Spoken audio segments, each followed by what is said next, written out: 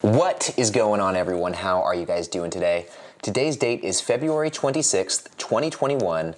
My name is Ryan Williams, and we are back with another video. So, if you guys caught my video from a couple days ago, you will have seen my new dividend portfolio tracking spreadsheet, and that is what we are going to be talking about today. In today's video, guys, I am going to be taking you through my brand new dividend portfolio tracking spreadsheet, showing you the ins and outs, and I'm even going to be giving it to you for free. That's right, for free. All I ask in return, guys, is that you give this video a big thumbs up, and also let me know in the comment section what you think of this spreadsheet as we're going through it, okay? That's all I ask. All right, so make sure and hit that like button. Also subscribe while you're at it, okay? So you don't miss out on any of these future videos. And that's about it, guys. So now, without further ado, let's get into it.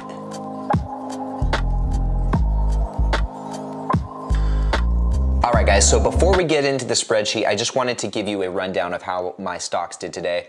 It is right at about 1 o'clock p.m. here in California, which means the market has pretty much just closed. And my stocks actually did pretty dang solid today. So I was up a total of $257.05 for a total day gain of 1.22%. So when I started the day, my portfolio was at about $21,150. And as you can see right here, we've closed at just about almost $21,400. So I haven't had a gain like this in the stock market, I would say at least for a couple weeks, at least not since I have combined my Robinhood and Charles Schwab portfolios into one. So it's cool to see such a high number. It's actually bittersweet, let me take that back, because it's cool because we like gaining money and we like seeing this, but on the other hand, it does make stocks more expensive to buy, which is, you know, not the most fun, but I'll take it either way. All right, guys, so now that that's done, I wanna switch over to my dividend tracking spreadsheet here.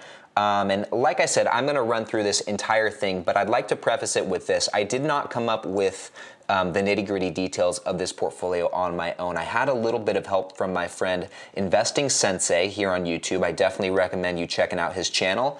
And also my other buddy, GenExDividendInvestor, also here on YouTube. Both of these channels have great tutorials on how to put together your dividend tracking spreadsheets. And essentially mine is a combination of both of theirs, plus some extra changes and some extra adjustments that I have made on my own here. So let's get right into this spreadsheet, guys. So as you can see, this page right here, we are looking at essentially the portfolio summary page. And what this page is intended to do is just to provide an overview of your entire portfolio. So as you can see, these are all of the ticker symbols, all of the company names, all of the exact number of shares I have, my average cost per share. So this is all my custom portfolio info here. This is all information that I have input. And then additionally, through the help of these other channels, like I said, I learned how to make it so some of this other info is automatically pulled. So some of these metrics, guys, like share price, price change for the day, current PE ratio, earnings per share, those are all automatically pulled for me because of a Google Finance formula, which you can see right here. So hopefully when you guys download it, all you should have to do is input your ticker symbols over here, input your number of shares, your average cost per share, and there's some other stuff you'll have to input too, which is super easy to do. Like you'll have to manually input the industry, portfolio allocation should pretty much already be good to go. You'll have to input the annual dividend amount, but yeah, guys, everything else should be pretty much plug and play, okay? So as I said, this page right here is just an overview of your portfolio with some really helpful metrics that are nice to look at on an everyday basis. So prior to this, I was using platforms like trackyourdividends.com. I was using Seeking Alpha, and I still refer to those from time to time. But this, for the most part, has taken the place of both of those for me. One super helpful or kind of cool thing that I added into this was the annual shares purchased with dividends. So, and I want to use AT&T here as an example. So as you can see, I have just over 60 shares of AT&T, and scrolling back over to the right here, those 60 plus shares just from the dividends are getting me an additional 4.34 shares of AT&T per year. And knowing that AT&T pays out dividends on a quarterly basis, it's cool to look at this and see, okay, every single quarter I'm getting at least one share of AT&T just from dividends, okay? And similarly, we can look at EPD, and say the same thing. They pay a quarterly dividend. Every single time they pay out dividends, I'm getting at least one share of EPD based on its current price. Now, if it goes above its current price or too far above its current price, this will go down and we'll have to buy more to keep that up. But for now, we're able to buy one share of these stocks or these companies every single quarter just from dividends. For me, that was a pretty exciting milestone to hit with these two stocks, and it allows me to kind of, I guess, take my foot off the gas when it comes to buying these stocks a little bit, because just from dividends, I'm already being able to buy a good amount every single quarter or every single year from these. One of the other companies I have that is catching up to that here is Altria Group, ticker symbol MO. Every year I'll get 2.68 shares of Altria just from dividends alone. And while this might not be the most necessary metric to track, it's just kind of, I don't know, fun to look at. I mean, the more information, the better, in my opinion. Okay, so that's what's going on up here. If we go down here, you can see this little headline here says watch list. So these are the stocks that are currently in my watch list. So Procter & Gamble, McDonald's, Dover Corporation, Enbridge Inc., Microsoft, and Southern Company. And until recently, I also had Verizon on that list as well, but I ended up creating a position in this company. So one really cool thing about the way that this spreadsheet works is you can take, let's say I buy some shares of Procter & Gamble. You can just take this entire row by clicking right over here and just drag it up where you want it to go. And I'd keep it alphabetical. So we'll put it right, LMNOP. And then see some of the metrics start loading by themselves, but you'll have to put in, however many shares, your average cost per share, and then the rest of it more or less auto-populates on its own. And you'll have to change the industry as well, but I already put that in the watch list. But yeah, like I said, guys, everything else is pretty much plug and play. Once you have stuff in your watch list, you just drag it up here. So I'm gonna take that back and put it right there. All right, so that's the overview page essentially, guys. And for the most part, what you're gonna be doing on a day-to-day basis or a weekly basis, whenever you buy stocks, you'll just be going and updating this page here. Super, super simple. Next, let's move over to the diversification tab. And you will have seen this in my previous video, guys. Essentially what this page does here is shows the diversification of your portfolio both by sector and by stock. And from here, if we scroll down a little bit too, this is something I added myself. This compares your actual allocations to your target allocations. So actual allocations are what we actually have in our portfolio by sector. So in my portfolio, communications makes up just over 11% of my portfolio. Consumer discretionary makes up about 7.3%, and so on and so forth. But I can cross-reference that with these target allocations here to say, okay, I'm a little bit underweighted in communications from where I want to be. So that'll tell me I need to buy some more of those kinds of stocks. Similarly, guys, with financials over here, for example, I'm actually at just over 9%, but where I want to be is about 5%. I want financials to make up about 5% of my portfolio for now. That might be low, that might be high to some of you guys, but this is just my personal preference for now. And just so you guys know, you can change this at any point too to fit your allocations how you want it and the sectors that you actually have, because you might have more sectors than me. You might not have the same sectors as me, that's okay. You can totally customize this to fit your needs. But as I was saying, you can look at this and say, okay, well, I have way too much financials compared to where I want to be. So you can look at that and go back up here and cross-reference it with your, where you're at per stock and say, okay, well, I can sell out of some of these stocks if I don't want them, which will bring down my percentage. Or you can just look at it and say, okay, I'm happy with the stocks I have, but I'm gonna hold off on buying any financial stocks for now. And you can take this method of thinking and apply it to your entire portfolio. And one thing that I do as well is I cross-reference that way of thinking back with this portfolio summary page, looking at certain PE ratios of these stocks, because that will help determine what I'm gonna buy and what I might wanna stay away from. Like for example, Starbucks has a PE ratio of almost 190.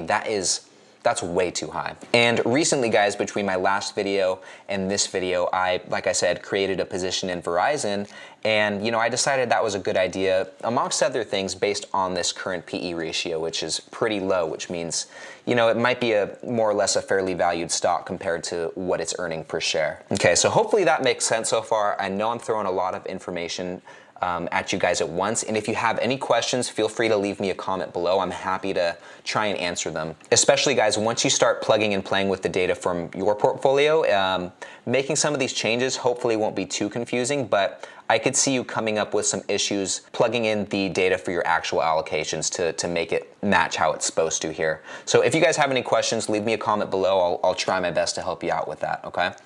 Let's move on to this third page right here. This is something I actually created on my own. This was like the very first version of like any sort of dividend tracking spreadsheet I have. This page here allows me to track my entire portfolio. So you can see I started it pretty much back here in February of 2020. So this tab right here, this column right here obviously shows the account balance at the end of the month. This is how much cash I've invested every single month. This is the corresponding dividend information for that month. This total amount invested combines the cash invested plus dividend income. This month-over-month difference essentially compares account balances month to month. And this interest gained column right here reflects the month-over-month difference minus the amount of cash and dividends that we invested ourselves. So anything left over is going to be gained from interest. Hopefully that makes sense. Everything highlighted here in yellow, guys, is information you'll have to input manually. Everything else is automatic. It will automatically populate that data just based on what you put in here. And I have built it out for the next few years up until 2023. But to add more years, guys, it should be pretty simple. You just copy and paste this entire thing here, put it right below, and then you might have to make a couple extra specific changes just in some of these first tabs here. Now, if we scroll over to the right on the same sheet here, this is year-over-year stats. So this is where we input the information, and then this basically compiles it year over year. So kind of the same information, just like I said, looking at it on a yearly basis. All right, guys, now on this last sheet here, we're gonna find some similar information as this first data sheet. And in fact, a lot of this information is pulled from the previous data sheet. So total dividends for the year is pulled from this first data sheet that we just looked at over here. The total amount of money invested for that year is also pulled from this same sheet. Same thing, the portfolio value by the end of the year is pulled from this previous sheet. And then these two pieces of data here are something that I have input myself. And these two terms, if you guys are real estate investors at all, you'll be familiar with these two terms. So this first one here, COC return, stands for cash on cash return. And what this reflects is the total amount of cash that you were paid for how much you invested. So in this case, total dividends for the year divided by the total amount invested for the year. And then that's reflected as a percentage. So just for the year of 2020, my portfolio had a cash on cash return of 2.03%. And so far in the year 2021, we're at 0.13. But we're not gonna worry about what this number is until the end of the year, okay? And then moving on here, this cap rate, somewhat similar to the cash on cash return, but what the cap rate reflects is the total amount of cash flow or the total amount of dividend income as it relates to the entire portfolio value. So essentially what this calculation looks like is this total dividends number divided by the entire portfolio value. And then what the cap rate will be for 2021 will be the same thing, just total dividends in 2021 divided by the portfolio value, okay? And then scrolling down here again, guys, this is some of the same information we'll have already input on another sheet, which is totally fine. This is just monthly dividends year over year. So you can see that I've already input the data for the year of 2020, totaling $108.23, and I will go through and do the same for the year of 2021. Okay, and then this auto-populates here, quarterly dividends, and then dividend payments by time. So this is for the current year here, and in the year 2021, it's kind of messed up right now because we've not been paid much in dividends, but per year, $7.28, divide that by 12 for the month, 61 cents, divide that by 52 for the week, 14 cents per week, divide that by 365 days, we're making 2 cents in dividends per day, and then per hour, it's essentially nothing, guys. And then what I've seen some other people do, like I know Investing Sensei did this in his, is dollar per hour, like for the work week, for the 9 to 5 work week, what you're being paid in dividends. I haven't done that yet. I'm sure that's something I'll add. I have not taken the time to do it. So anyway, that's pretty much all the data that will be input and compiled. And then the last portion to this spreadsheet are the charts and graphs. So this basically takes the information that's all over here and makes it a little bit easier to look at. So on this graph right here, or on this chart right here, we can compare the monthly dividends year over year. So as we can see, this blue, all this blue is 2020, and then hopefully as the year goes on, we'll see these green bars that are popping up to reflect 2021's dividends paid per month will be higher than the previous years. So that's kind of the goal. And then just looking at like what I'm estimated to be paid out each month in dividend, guys, it's going to be way higher. It's not even going to be close, which is awesome. And that's not because I'm such a great investor. That's not because I've, done anything super out of the ordinary. It's just that I've combined essentially two portfolios and doubled the value of that portfolio just by doing that.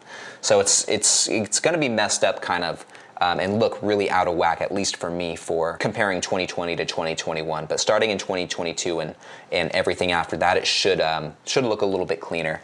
And the same thing here, guys. This is, instead of comparing monthly dividends year over year, we are comparing quarterly dividends for the last 2 years. So this right here, the first quarter dividends for 2020, second quarter for 2020, third, fourth, and then right now we are in Q1 of 2021. So that's going to start adding up here, and hopefully will be much bigger than Q4 2022. And what we want to see, guys, as I'm sure you can imagine, is this chart just keep going up.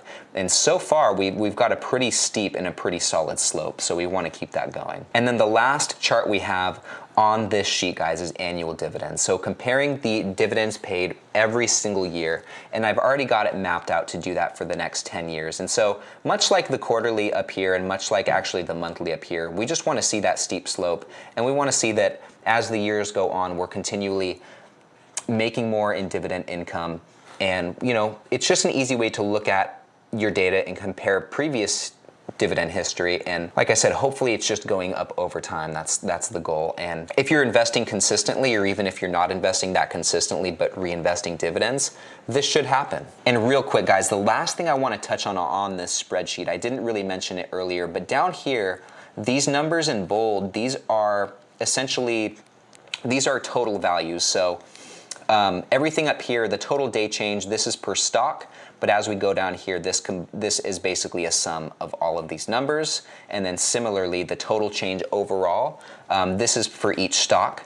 But then at the bottom here, this is the sum for all of my portfolio. So in total, I'm up about $1,600, which is a total percentage of almost an 8% gain. And like I said, this should auto-populate for you guys as well. But I'm sure once you get going and start adding your own stocks and your own positions and average cost per shares, I'm sure some of this might get a little bit messed up. And if that's the case, like I said, guys, or like I've said a few times, just leave me a comment below and I'll try my best to help you out. But yeah, that is my dividend portfolio tracking spreadsheet. I hope you guys like it. All right, my friends, well, that's pretty much all I have for you guys in today's video. I hope you guys enjoyed watching this one, and I really do hope that you guys will get some use out of the spreadsheet that I made here. If not, that's okay.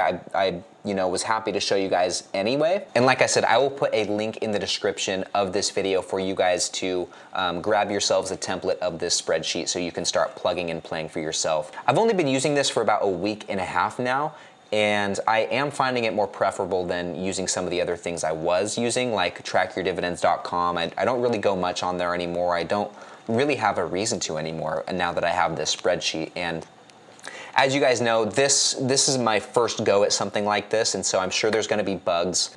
This is something I'm going to be adding to and tweaking over time, and as I make substantial updates, I will certainly update you guys with a new video on that. Once again, I got the inspiration and a lot of the data for this spreadsheet from Investing Sensei and GenExDividendInvestor. I will link their channels in the description as well. And more specifically, I will link to the videos where I learned how to build this spreadsheet from them. So in closing, I can say that no matter how you do it, no matter which source you use, whether it's a free online platform like Track Your Dividends or Seeking Alpha, or even if it's a spreadsheet that you make by yourself, I do think it is important to have something that you can look at that has all of your portfolio data laid out clearly for you to check out and keep up with. Just by having something like that, guys, you will get a much clearer picture of where your portfolio is at, and that will help you become a better investor and, plan better for the future and for what type of moves you want to make moving forward in your portfolio. Overall, it just gives you a good idea of where you're at all times, so it's important to have.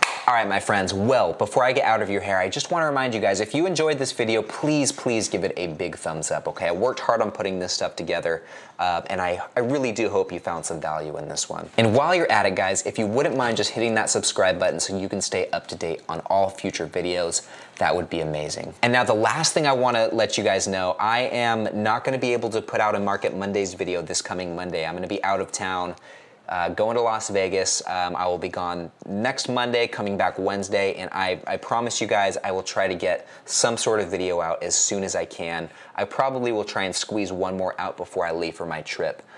But I just want to let you guys know there will be no Market Mondays next week. I really apologize for that. And, you know, with that said, I think I will get out of your hair now, okay? So thank you guys again for watching. It really means a lot, and I will see you in the next one.